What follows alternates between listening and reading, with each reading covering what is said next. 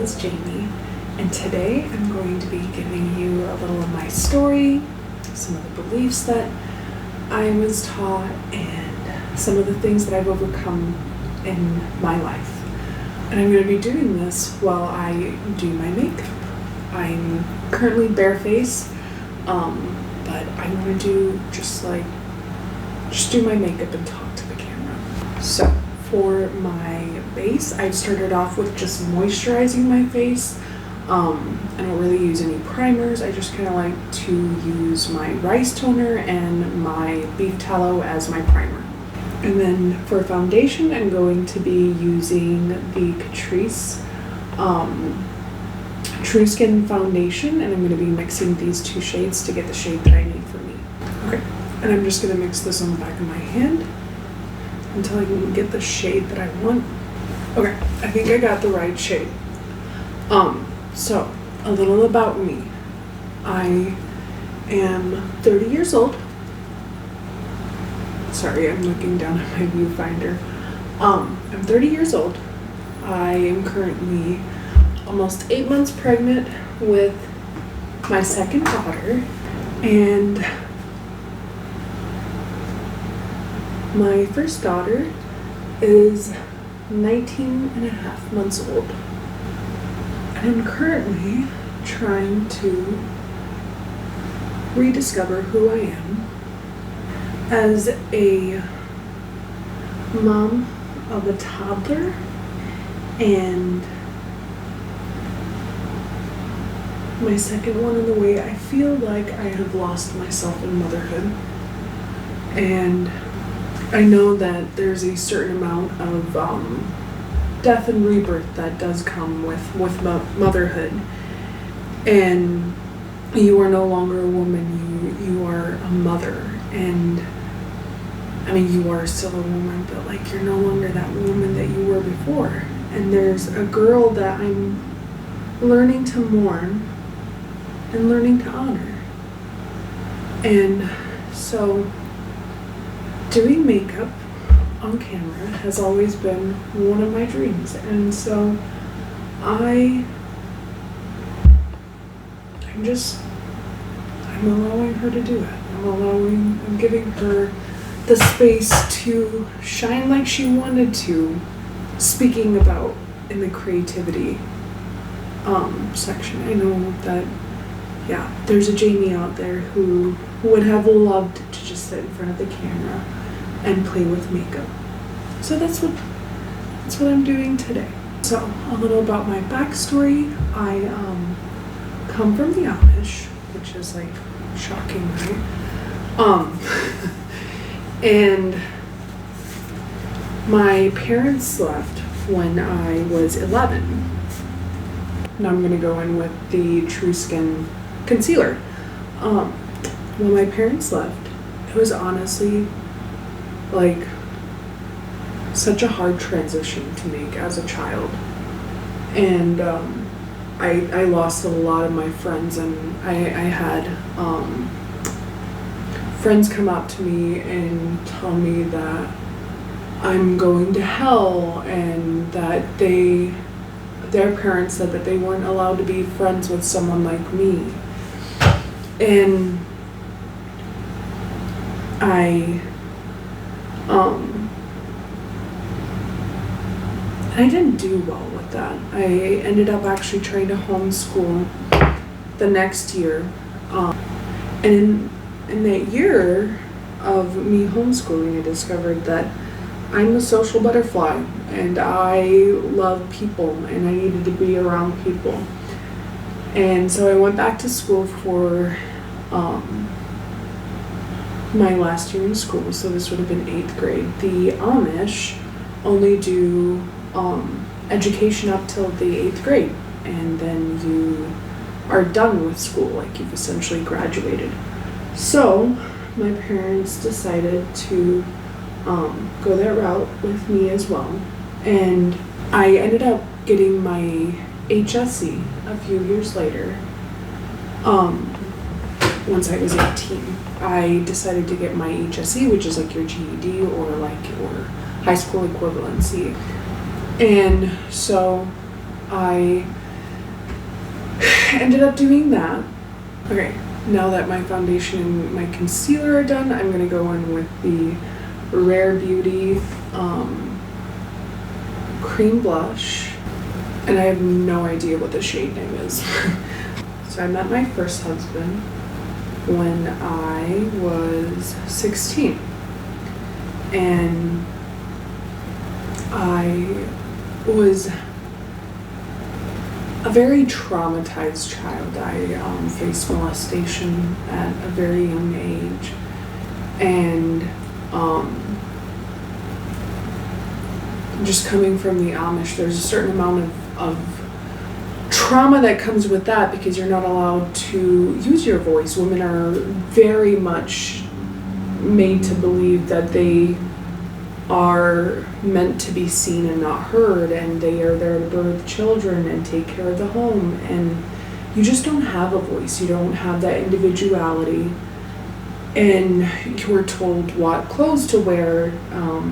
There's even certain colors that were just kind of like, you don't wear that color, and everything was decided for you, and you weren't allowed to stray out of the box. Like, I tried to read Harry Potter books, and like, this was just like, absolutely not, and this is witchcraft. Like, it was just not allowed. And I have always been a little bit of a rebel, and so I tried to do stuff like that, and I tried to cut my own hair, and I tried to be my individual self, and this caused for a lot of tension between my mom and I, and it also comes with a certain amount of just, you fit into a box, and that's where you're allowed to be in. And so, being a bit of a rebel, I would hear a lot from my mom, why can't you just be more like this person? Why can't you just be more like your cousin? Why can't you just be more like your sisters? And I just wanted to be Jamie. And so by the time I was 16, it's very normal to start dating and to kind of explore the world, coming from a plain culture like that. My parents were Mennonite at this point, and I was Mennonite as well. When I was 16, I met my first ex-husband. Before I set my base, I'm going to tap out my under eye and above my eye, and then I'm going to go in with a little tulip brush like this and just set all around my eyes. I'm going to do the same for the other eye. Really don't want any creases as I'm aging. Everything is creasing. So I met my ex-husband, and he verbally and physically abused me throughout our relationship. It didn't start off physical. The verbal abuse started right away. But coming from a home where I was made to believe that I had to earn love, I immediately went into the trauma response of fear of abandonment and obviously I have to do something to earn his love. And so I tried, I tried to be the perfect person, which made me crack, obviously, because no one's perfect. And it wasn't me being authentic to myself, it was me trying to fit into a mold that he wanted me to in.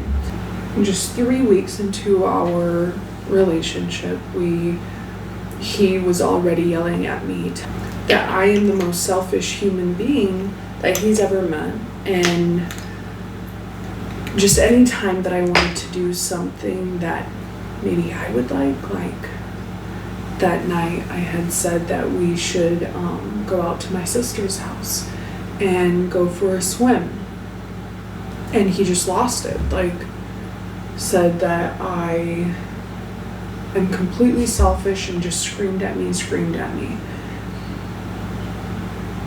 And this continued, and we had a very just hot and cold, up and down, awful, traumatizing relationship where he screamed and I would panic and try to keep him close because I had abandonment issues. And now I'm gonna go in with Glamour's Hydrating Complexion Trio, and this is like a well-loved palette. But this led to us getting engaged, and then us getting married, and this entire time he was just awful, absolutely awful, so verbally abusive. We got married, and about a year later, was the first time that I found out he had been unfaithful. It shattered me. I just sat there absolutely mortified that he was unfaithful. And so I packed everything up and decided that I'm leaving, and went to my parents' house, and he of course showed up there. He said that he would get help, and so he agreed to meet with our pastor and try to not be unfaithful anymore. So we agreed to go to counseling, and it turns out that he had been unfaithful since 9 months into our relationship. And at this point, we had been together for 6 years. So like 5 years of him being unfaithful, and I believed he would change. Because they do. And I was also coming from a religion where you have to forgive your partner over and over again, and there is no divorce. And so for me, the only option I had was to stay, or so I thought. And so this went on, and at the time I was also was really raised in a place where you get married and then you have babies. And so we had immediately wanted to start trying. And I love children. I wanted a child of my own. For as long as I can remember, I wanted to be a mommy. Being a mommy is like my greatest honor. I love being a mommy.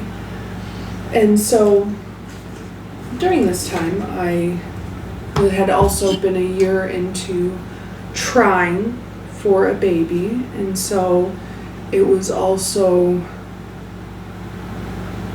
the heartbreak of infertility and feeling like I was somehow not enough for God to give me a baby. Like I was somehow a broken woman. And this is something that my ex-husband would frequently use against me, that he had to do something while I was going through those times of having a miscarriage, and I needed time to myself, and I wasn't giving him anything. And so he had to use those times for him to be unfaithful, and he would always fall back into not being faithful. And this just led to so much hurt and so much pain for me. And I just kept on thinking, maybe if I did this, maybe if I did this right, maybe being in that I have to earn it mindset.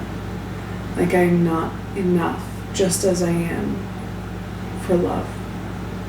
I genuinely do not know what I want to do on my eyes. Like I want to do something fun and colorful. Like I've got purple on and I've got purple earrings on.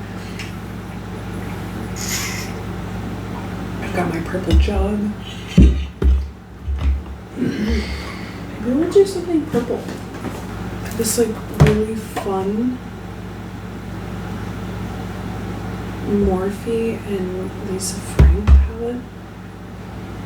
This looks like it has some fun shades in it.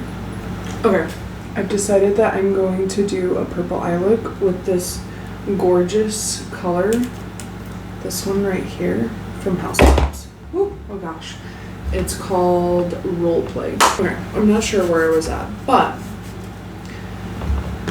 this led to years of us going back and forth, him being awful, him screaming at me being in such a deep, dark depression, getting told by counselor after counselor that I should leave, that I need to get out, this isn't okay, like, this isn't marriage, blah, blah, blah, and I still didn't listen, because I really thought he would change, you know?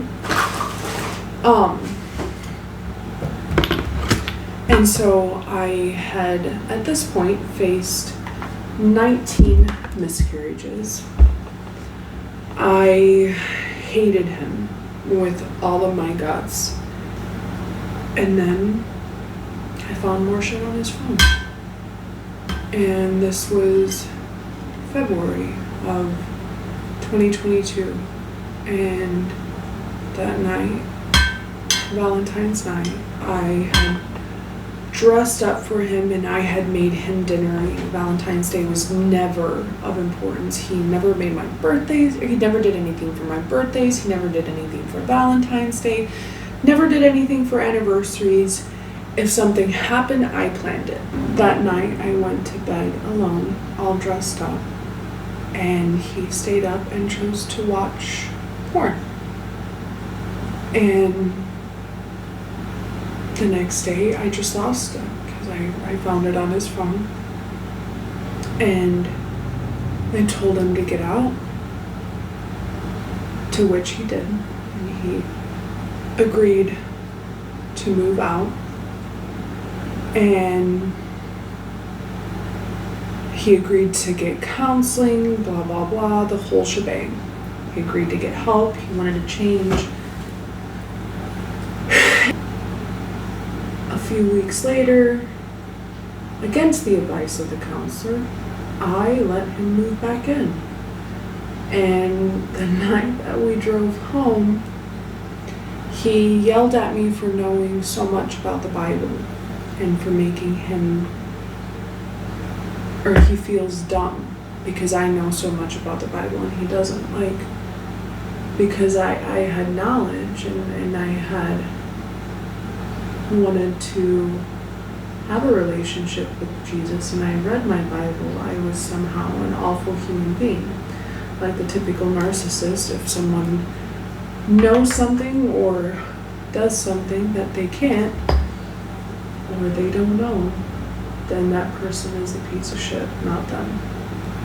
He yelled at me and just made me feel awful, and we were right back into the cycle. And a few weeks later, I found out that he was unfaithful again. I had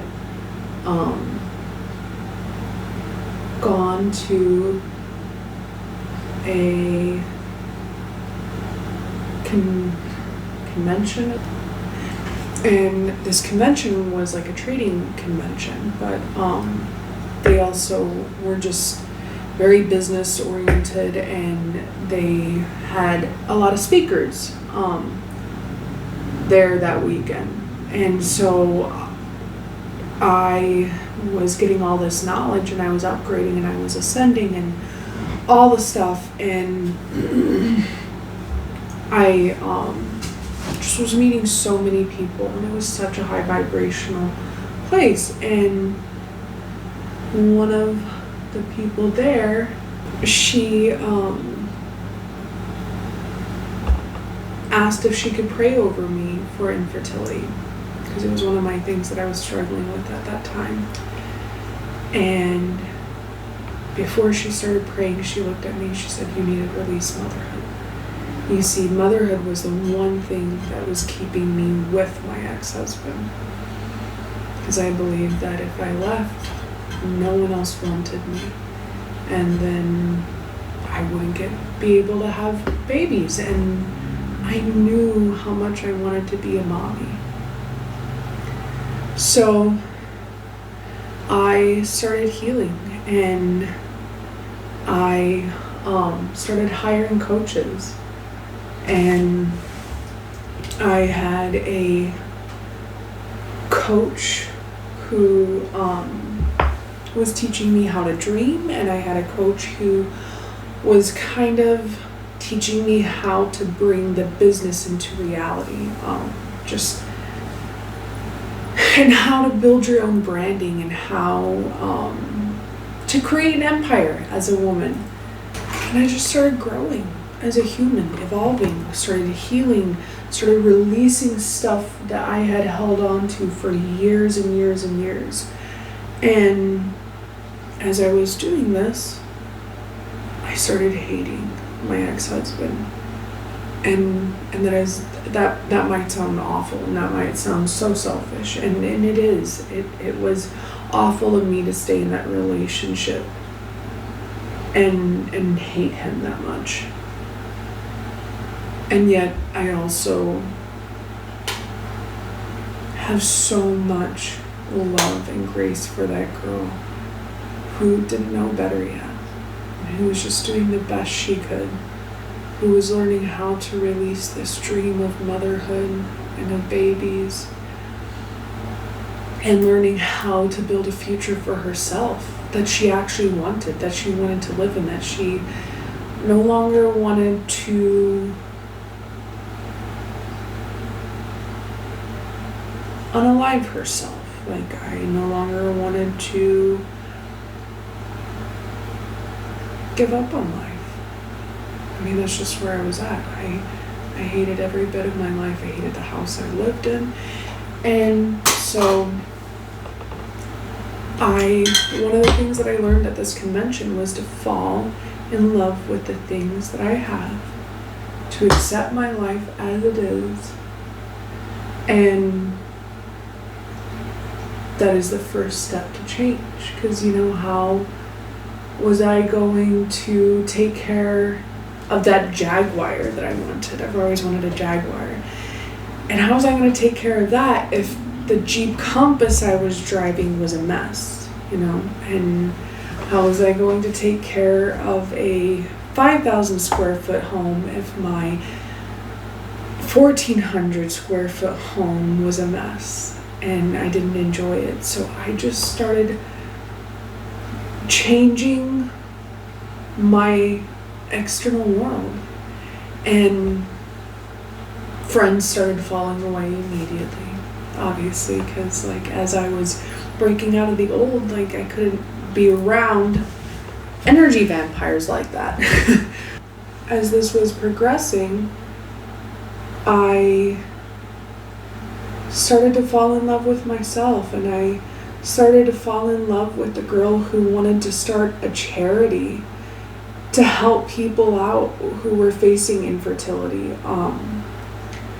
At the time, I was thinking about doing IVF because I felt like one of the only options was to do that. And I wanted to try hormone treatments, and they were so expensive, and my ex-husband and I were struggling financially, and we just couldn't afford it, and I wanted a baby.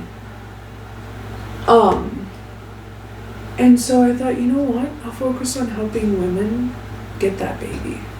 And I want to create an income with trading where I can fund this charity. And I can start running this charity, and in this time I just started speaking the truth of how my husband was actually treating me and how awful he was. And then I had a friend of mine at the time. I told her, I don't know how to do this anymore. I don't know how to go on. And she just looked at me and she said, well, change it. And so I did. I changed the exterior of my home, and I started to focus on my dreams, and I started to fall in love with myself, and I started listening to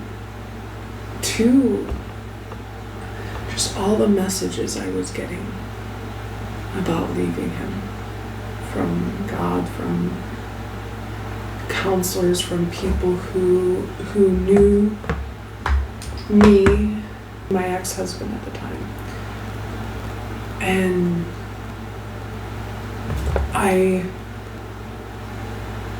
this would have been in June, the end of June, the beginning of July. I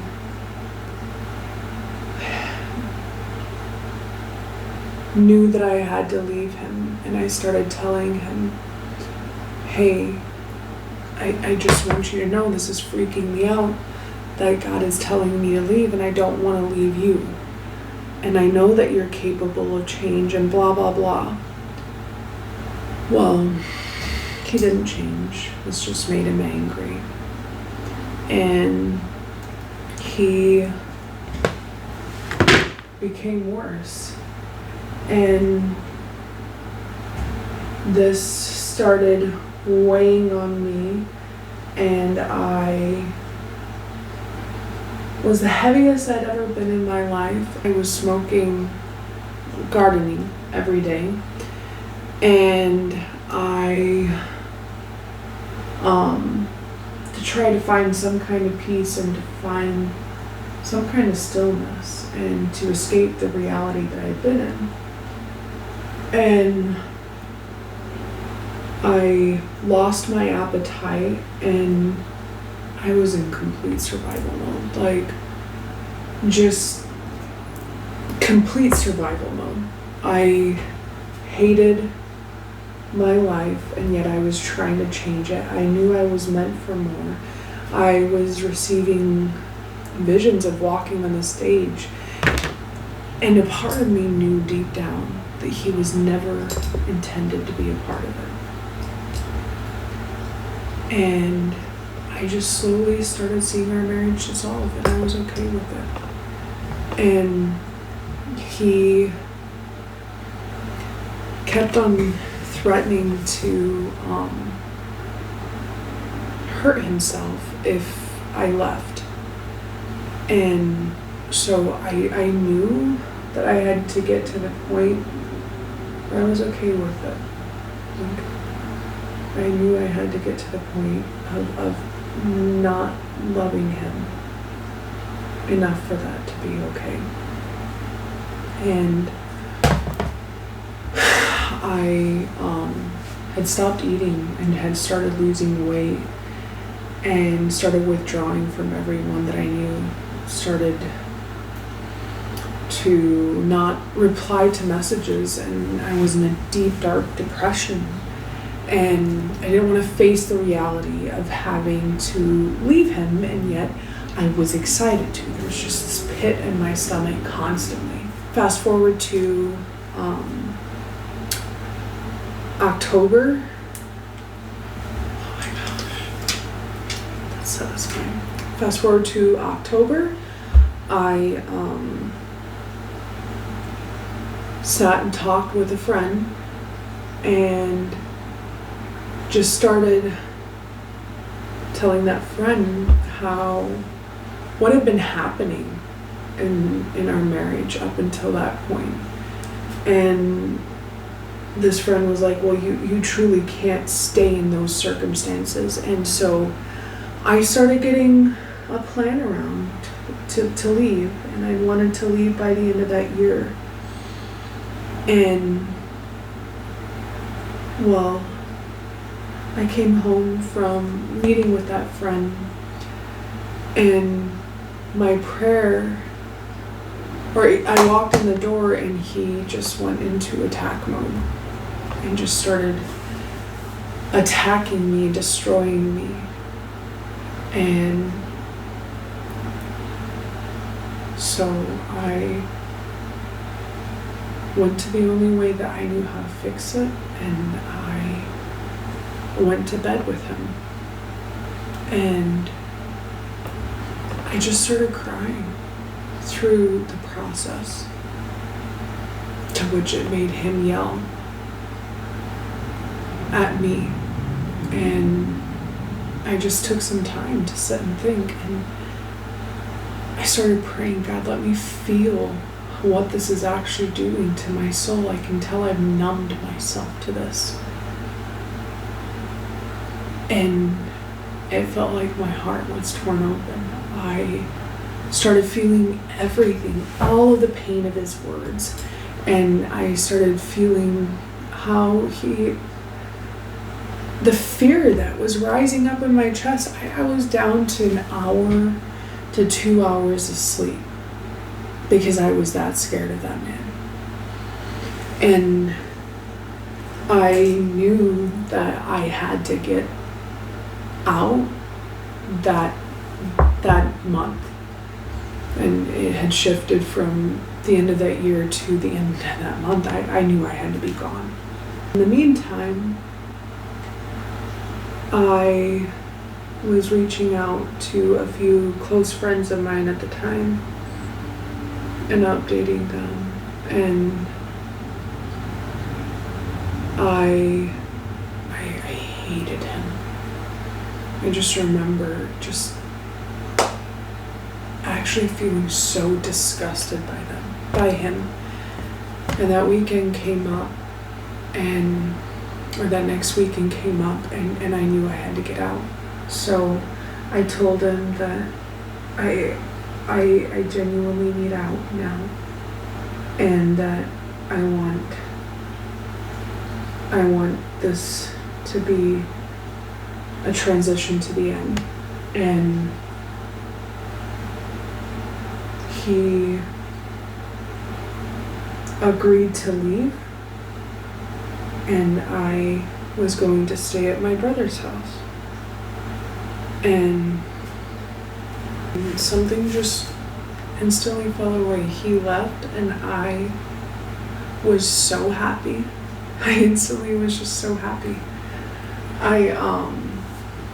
There was this moment in that week of, it would have been the Wednesday night before I told him to get out on Saturday night. And there was this big storm on the horizon. And I remember looking to God and being like, I don't want to make it through this storm, but am I going to make it through the storm of leaving him? And I just remember that storm feeling so heavy, and like it was this moment. And I just remember just how that storm was so terrifying. And after, there was this stack of rainbows. And there was 10 rainbows stacked on top of each other. I've seen double rainbows, I've seen triple rainbows, but I'd never seen that many rainbows. And I just remember standing out in my brother's field and just bawling, tears just coming. And I couldn't hold it back because I knew that I was going to be more than okay without him. And I was also excited. I was so excited for the end of the month. But by the end of the week, I was so done with him that I was like, just get out. Like, I'm done. Peace out. And fast forward to that next week, Sunday he would have been gone, and then Monday he worked, and then Tuesday he the job he was at, he got rained out, and so he didn't go to work. And I texted him and asked if I could come. Okay, I'm gonna go in with some blush, and I'm going to go in, this palette is very well loved. I'm gonna go in with this like pinkish purplish shade and see what that looks like with this purple. And then I might even blend it into the crease just to give it a more cohesive look. But that Tuesday, I texted him and I asked him if I can come and get my stuff or if he would be willing to drop it off. And he said that he would be willing to drop it off. Well, he showed up at my brother's house, and I was just living my best life, and I was so happy. And he showed up and dropped the stuff off, and then he came clean about a lot of stuff. And I just sat there like, cool, okay, yeah, that's a lot, okay. And then he gave me this little Christmas bouquet and a few candies, and expected me to come home with him, because that's what I'd always done. I'd always ended up just being like, oh, okay, this fixes everything. A few little gifts and a promise of doing better. And this time I was like, no, I'm okay. And I genuinely was. I was so beyond okay without him. And I had my friends around me, and I just felt so happy without him. I felt free. I felt like myself again. I felt like I'd gotten my light back. And he lost it. He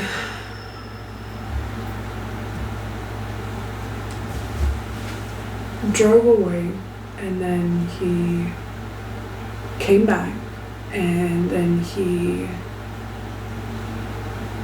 came into the house, and he started yelling at me, and my brother said, not in my house. You will not disrespect my sister like that. And just said, she's been living in a house, and just started naming some of the stuff. I had been living in a house with no freezer, with no fridge, with a fridge full of rotting food.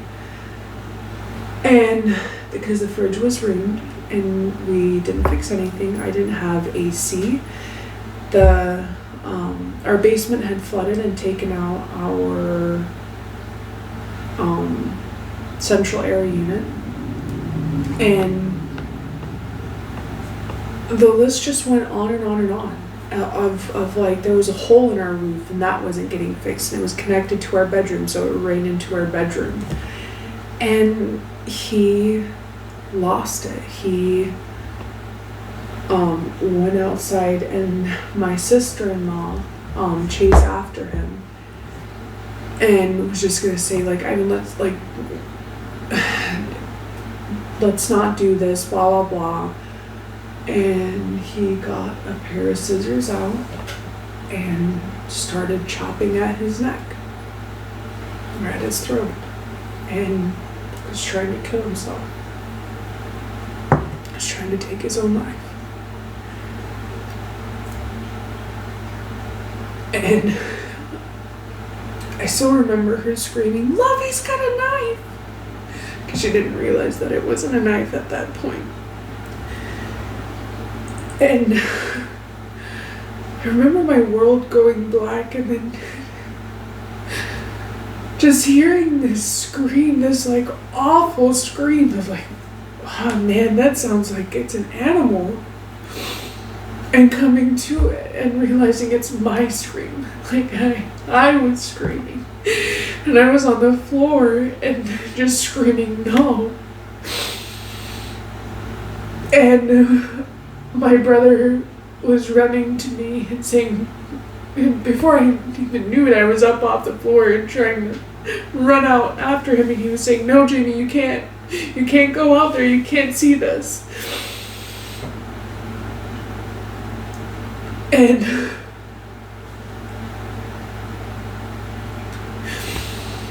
my ex-husband jumped up off of the driveway and left in the car, and at this point nothing made sense.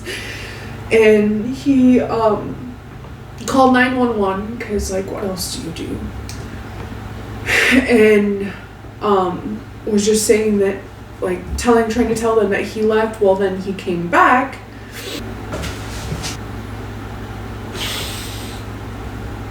Oh my gosh. Whew. But he came back and he looked so scared. And my brother and his brother-in-law helped my ex-husband into the bathroom and started cleaning him up, and my brother was on the phone with 911 at the time. I'm gonna go in and I'm gonna slap my face.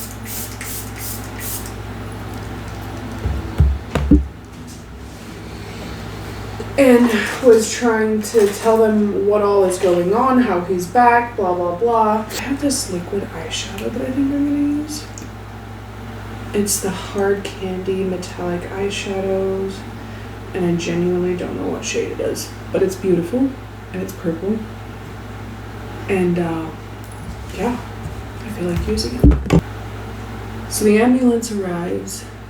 My ex-husband looks me in the eyes and said, "If I can't have you, no one will." And I was so terrified at this point. I genuinely thought he was going to show up and kill me. I was scared of him. I was scared of life, like the whole life that I had known for the last however many years, like it was just gone. I started talking to my best friend at the time, and we ended up falling in love, and it felt like the sweetest, most redemptive love, and unlike anything I'd ever experienced before. 4 months later, I got pregnant, and yes, this felt just as fast as it sounds. My best friend and I were in love and everything seemed good, and I had moved out of state at this point and felt peace with where like I was at, because I didn't have the threat of my ex-husband showing up and killing me. And I was pregnant. Felt like I had found my forever love. And yet I also saw the red flags, saw how he did abandon me, saw how he wasn't showing up, saw how he was falling into that cycle of abandonment that kept me feeling like I wasn't enough. And so when I found out, by the time that I found out I was pregnant, I was at the point where I was like, I'm terrified. I didn't see how this would work out. My winged eyeliner is not the same, but I'm gonna put false lashes on, and that always hides everything.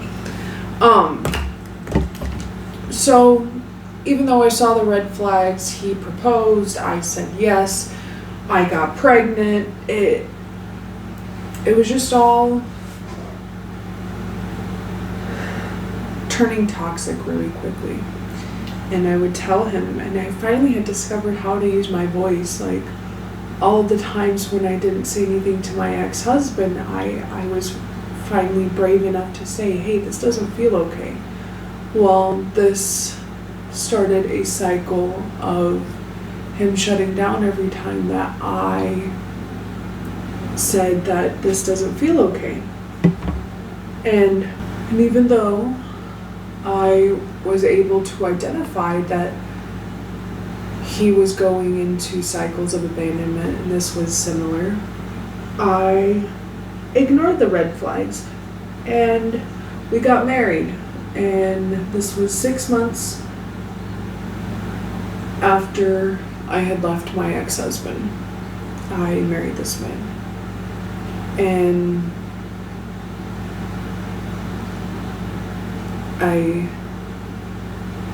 hindsight is, 2020. I should have taken more time to heal.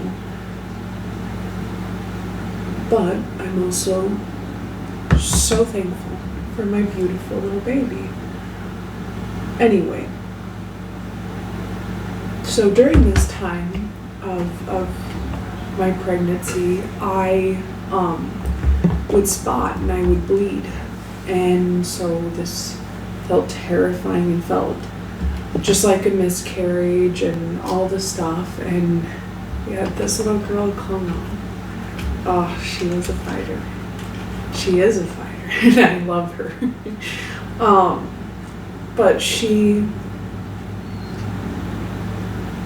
we ended up losing the house that I lived in and ended up moving on to my in-laws' property and living in a camper with my brother and his wife. And our living was just as small as it sounds. We were fighting a lot at this point. The father of the child and I were fighting a lot at this time.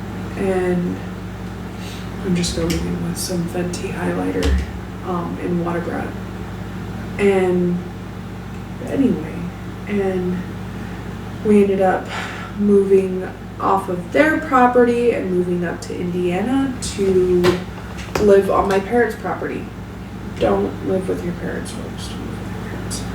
And yet, I will forever cherish that time. We just needed a place for me to give birth, and we were struggling financially because we just got married and we both didn't own anything, and just a combination of many things of my husband trying to find a job, and in the meantime I was facing awful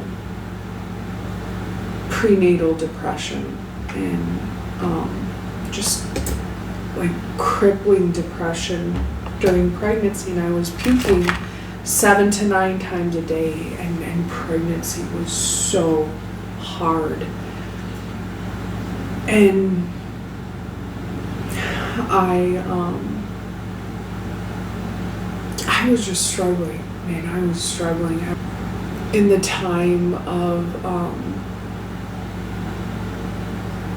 the father of my children and I getting together. My family wanted to cut all ties with me, and I had so many people that I lost during that time that just weren't supportive of me being with the father of my children, and tore me apart, and it was just hell. And so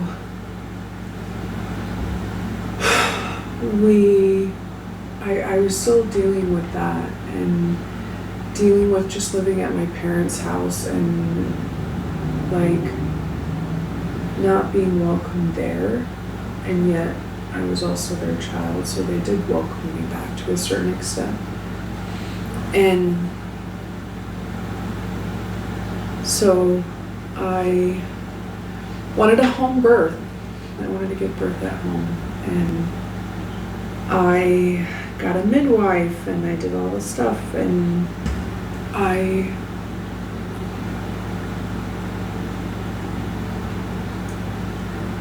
had my daughter, and the moment that she was put onto my chest, I looked at that little girl and I was like, this has all been worth it. All 7 years of infertility, all the pain that I'd gone through in the last few years, everything was worth it.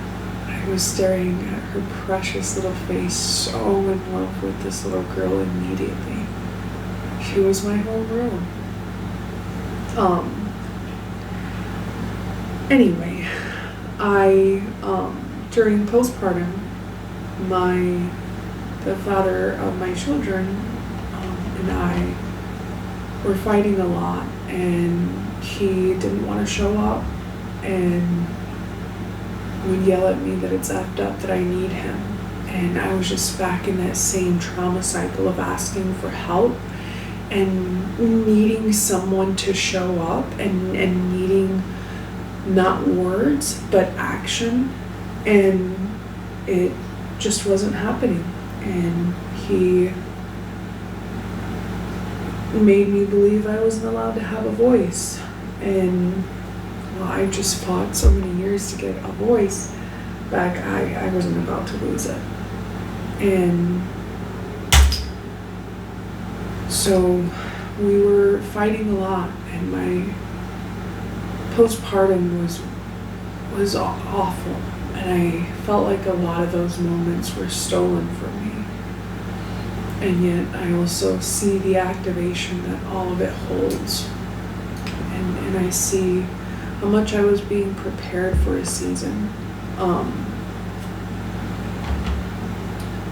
and refined. And I was attracting a world that would display my pain of not being chosen, of being told by my mom I needed to be someone else, and being made to believe that I had to fit into a small, submissive little box. Anyway, we ended up getting kicked off of my parents' property a few months after my daughter was born, and ended up moving on to a friend's property and into their, they had a camper or an RV that we moved in. I'm gonna go in with a pair of lashes. That we were going to move into, so we moved in, and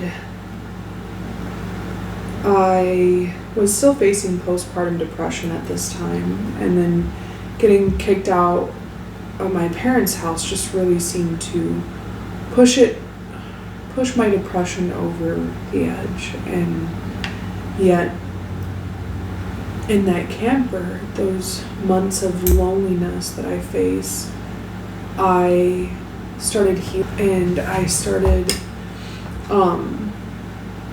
working on Mother to Many, my charity, and the vision expanded, and I realized that I can start to coach women.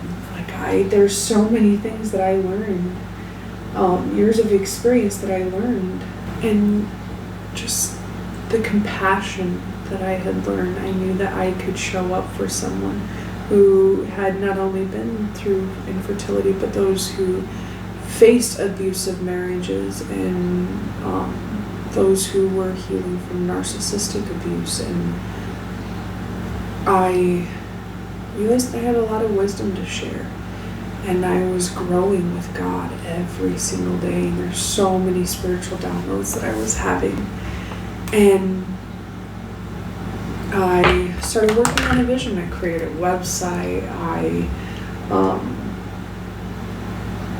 just started doing a ton of healing work. I got a coach again, and I released more pain from my past, started identifying some of the patterns that my the father of my children and I were in.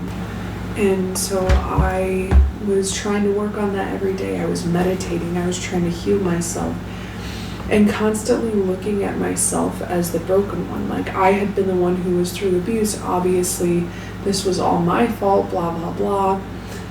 Not realizing that the reason that I was still with him was because my trauma was keeping me there. Well, fast forward to months and months of healing work and me working on our marriage, I started to realize it was very one-sided. And I started doing things like buying myself flowers because he wouldn't buy me flowers, to which he tore me apart for and said that I was, I made so that he wouldn't have the money to buy me flowers, even though he had 2 years to buy me flowers at this point. And he started to become abusive, and he started to shove me around, and he said things like, I am so angry at you right now that I want to take your head and bash it in from either side until there's nothing left. And this was while I was 7 weeks pregnant with my daughter that I'm carrying currently, and my daughter, who was 14 months old at the time, on my hip. And we spent our entire Valentine's weekend fighting, and he pulled me around by my hair, and he'd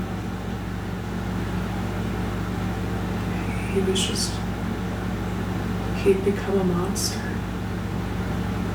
Everything I feared. And I reached out to my sister, and she said that she would help me get a place, and so they helped me find a place that I could rent, and I decided to leave. And so I knew that I didn't want my daughters to face this. I didn't want my daughters to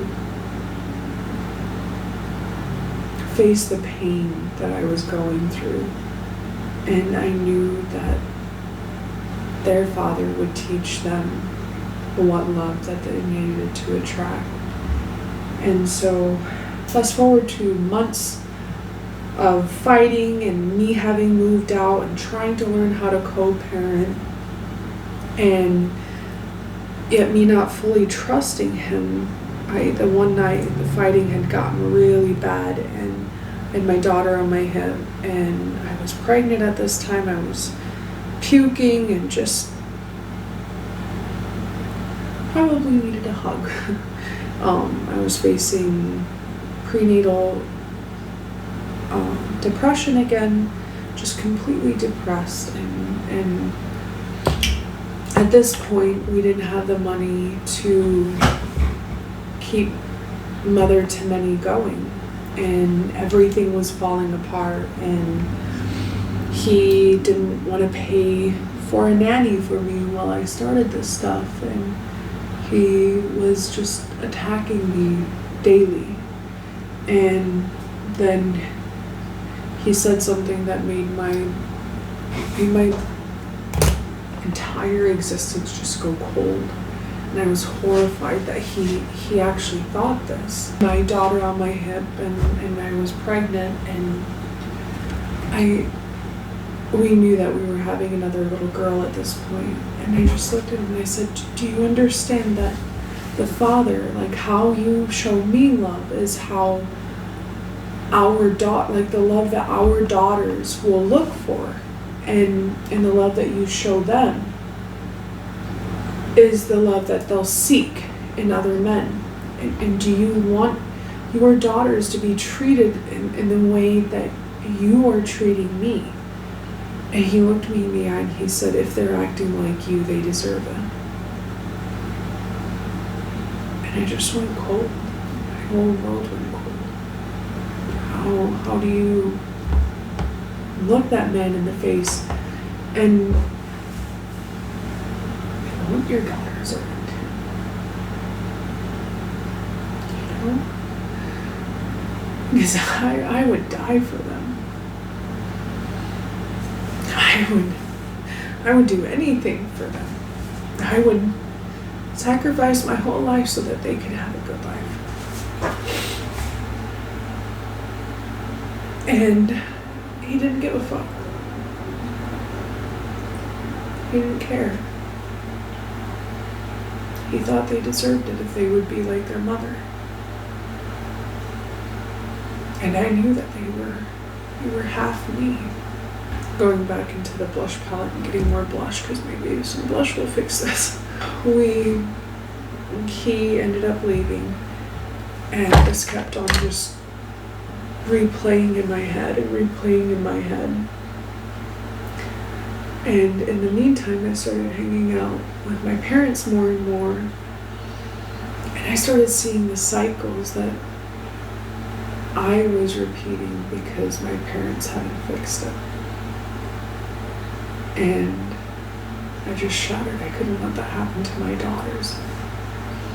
And so I told the father of my children that until he gets help, until he can work on his mind and do better for his girls, like, I don't want him around them. Well, a few weeks later, I realized that maybe he really did want to provide for his daughters. And so I decided to reach out, and I also knew that I couldn't parent alone. I needed help. And so I reached out to him, and I just asked for, at this point I was still in love with him, and I believed he was capable of change, and I believed that he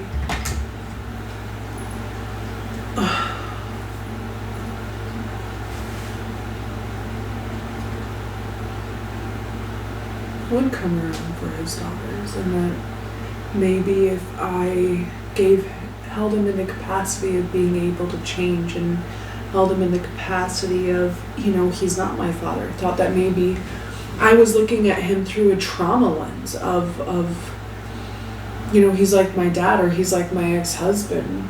And so we met at a coffee shop, and I just told him that you're not my dad, you're not my ex-husband. You are capable of change, and I want to hold you in the capacity of being able to change. And I would love for my daughters to know their father. And so through this time, we started talking again and reconnecting, and I thought it would work out. I thought that maybe that's all it was a me issue. And then he immediately went back to his ways, and he started not showing up, started abandoning, getting angry when I wanted to hold him accountable and say, hey, you said you would show up and you didn't. And then he turned it around and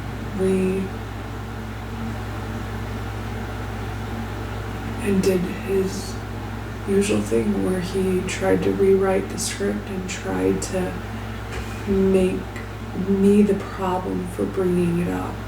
And he went home and then ended everything and said that it's just not the same. And well,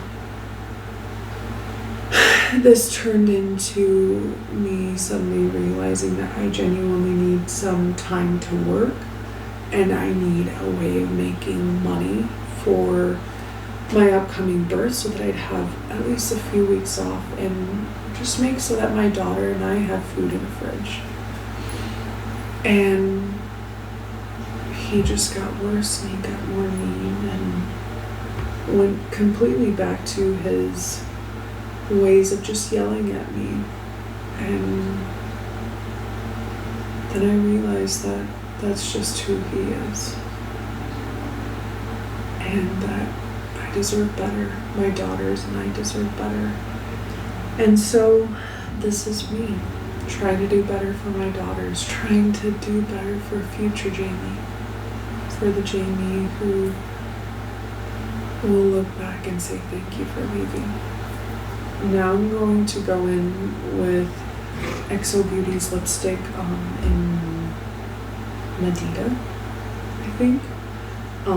My daughter got into my lipstick. It's a little rude, but that's okay. This is like literally one of my favorite colors. And I'm not using a lip liner.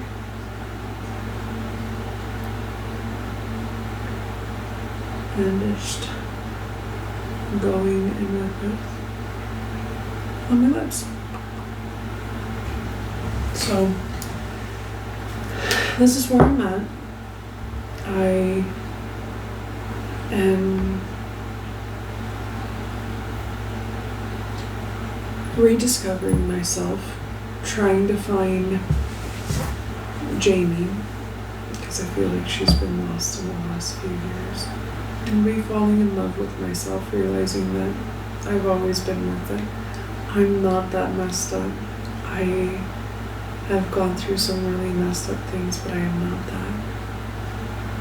I am the woman who's rising from the ashes, who's showing up and loving her daughters unconditionally. And I'm the woman who's living off of like a little over 100 a week. And it's a fight to get support from their father every week. And I'm learning how to support myself. And life's hard now, but I don't have someone yelling at me. And I'm realizing how wonderful my dream is, and how divinely God created me, and how amazing the wisdom is that I do have to share. Okay, and I'm just going to top this with a little bit of the Rare Beauty lip gloss in Nearly Apricot. I'm obsessed. I love a glossy lip. But I am building a foundation for myself and for my daughters, and I want to help women heal. And through this journey, I've gone through the shadows. I've learned, and it's been trial and error. I'm just learning how to enjoy the ride, learning how to love myself, honor myself,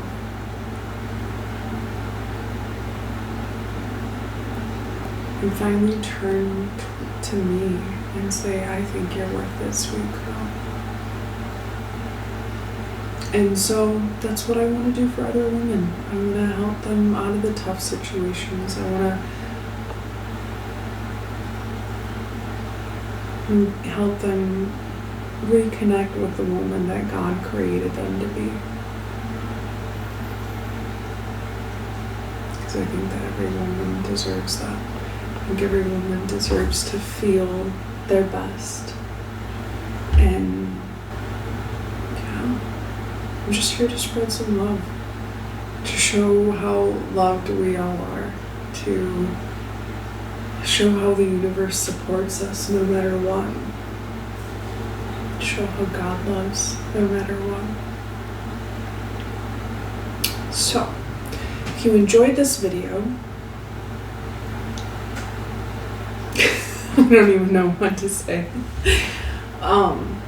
Thank you for sticking around. Thank you for listening to my story. I'm honored that you're here. I'm honored that you would listen to my ramblings and to my story, and I'm just so thankful for you. And if this video helps you out in any way, if it makes you feel a little less alone, and if it makes you feel seen and heard, just let me know. And if you're going through it, please reach out. I would love to talk. Let me know how I can help. Let me know if you have questions for me. Anyway, so much love. All the peace and love.